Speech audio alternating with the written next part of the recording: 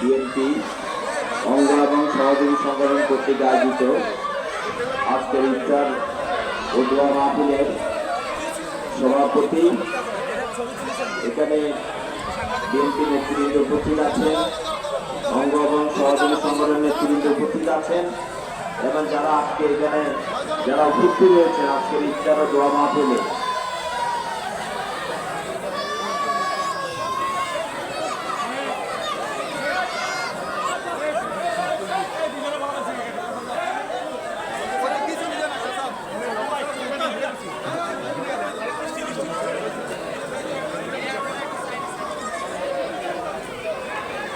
আজকের ইফতার দোয়া মাহফিলে যারা উপস্থিত রয়েছেন সবাইকে আমি আপনাদেরকে আমার প্রান্তীয় সংগঠন বাংলাদেশ জাতীয়তাবাদী দল চট্টগ্রাম বিভাগের পক্ষ থেকে আপনাদেরকে ধন্যবাদ জানাচ্ছি।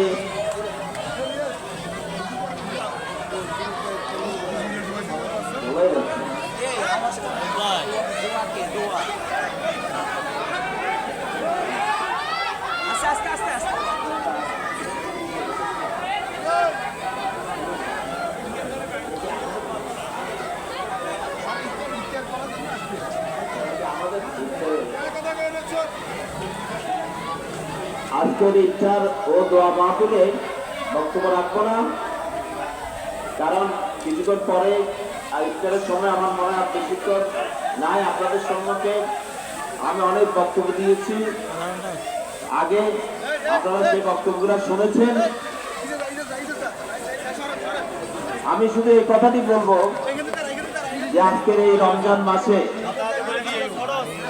যে আমাদের বিএনপির চেয়ারম্যান মাননীয় প্রধানমন্ত্রী ওসকালী দ্বীপ সরকারি কলেজ মাঠে তিনি জনসভায়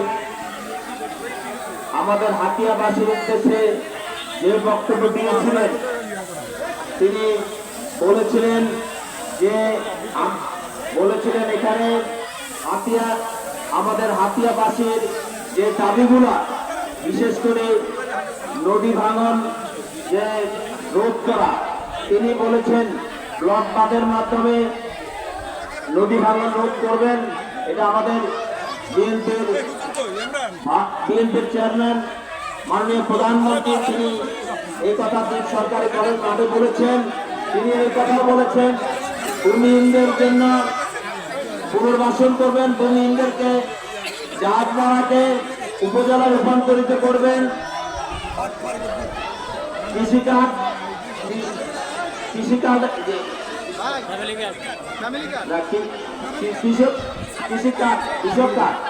কৃষক কার্ডের ব্যবস্থা করবেন, ফ্যামিলি কার্ডের ব্যবস্থা করবেন। ইতিমধ্যে এই ফ্যামিলি কার্ড নিয়ে আপনারা জানেন যে বক্তব্য দিয়েছে আমাদের হাতিয়ায়, আমি নাম বলছি না, এই ফ্যামিলি কার্ড নিয়ে একটা উত্তেজনাপূর্ণ বক্তব্য দিয়েছিলেন। আজকে দেখেন সেই ফ্যামিলি কার্ডে আগামী 10 মার্চ উদ্বোধন হতে যাচ্ছে। মাননীয় প্রধানমন্ত্রী, আমি এই কথাটি বলবো, তিনি যে দাবিগুলোর কথা বলেছেন আমরা আমাদের হাতিয়ার কথায় আমি বলবো ইনশাআল্লাহ। আমি মাননীয় প্রধানমন্ত্রীকে যে কথাগুলো বলে গিয়েছেন আমি প্রধানমন্ত্রীর সাথে কথা বলে প্রতিটা দাবি আমি ইনশাআল্লাহ এখানে বাস্তবায়ন করবো ইনশাআল্লাহ।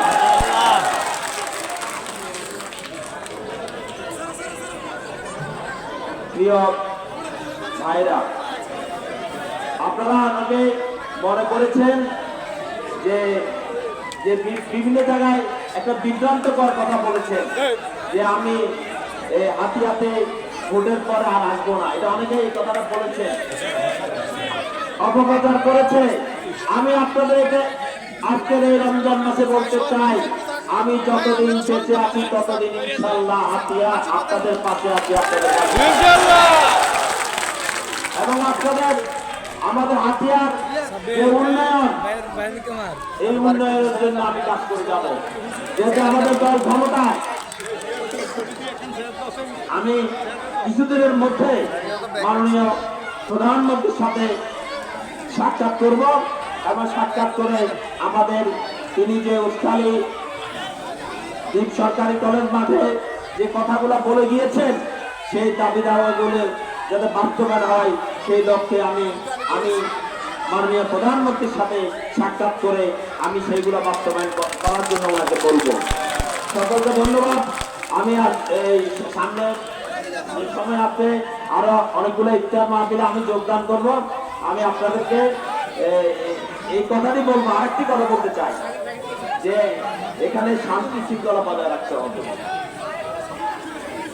এখানে বিভিন্ন জায়গায় আমি দেখতে পাচ্ছি যে মানুষের বাড়িঘরে হামলা হচ্ছে, তারাই হামলা করছে, তাদেরকে প্রশাসনকে আমি আহ্বান জানাবো, তারা এই মানুষের বাড়িঘরে হামলা করছে তাদেরকে বের করে তাদেরকে শাস্তির আওতায় আনতে হবে, তাদেরকে আইনের আওতায় আনতে হবে।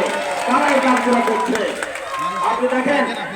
আপনারা দেখেন এই যে চানন্দিতে একটা ধর্ষণ মামলায়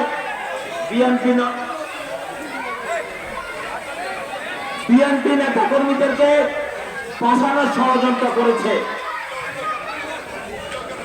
দেখেন চানন্দিতে কিন্তু এ ধরনের কোন ধর্ষণের কোন ঘটনা ঘটেনি, তারপরেও যারা এই ষড়যন্ত্র করেছে তারা কিন্তু এখনো ষড়যন্ত্র লিপ্ত। তারা চাচ্ছে দেশকে একটা অস্থিতিশীল অবস্থা, দেশকে একটা অস্থিতিশীল করার জন্য তারা এই অবস্থার মিথ্যা বানোয়াট এসব প্রপাগান্ডা করার চেষ্টা করবে। আপনাদেরকে সতর্ক থাকতে হবে, আপনাদেরকে সতর্ক থাকতে হবে। তারা করবে কি জানেন, আমি নাম বলছি না, এই গুপ্ত সংগঠন তারা এমন কাজ করবে যে তারা একটা ঘরে হামলা করে তারা বিএনপির উপর দায় চাপানোর চেষ্টা করবে। আমাদেরকে এই বিষয়ে সতর্ক থাকতে হবে যাতে তারা এই ধরনের ঘটনা ঘটাতে না পারে। আর প্রশাসনের কাছে আমি দাবি জানাচ্ছি, যারা যেমন চানন্দিতে যে মিথ্যা বানোয়াট যে ধর্ষণ মামলা সাজিয়েছে তাদেরকে আইনের আওতায় আনতে হবে। এবং যারা আমাদের নিরীহ জনগণের বাড়িঘরে হামলা করেছে, আমাদের অনেক ভাইদেরকে রক্তাক্ত করেছে, তাদেরকে আইনের আওতায় আনতে হবে।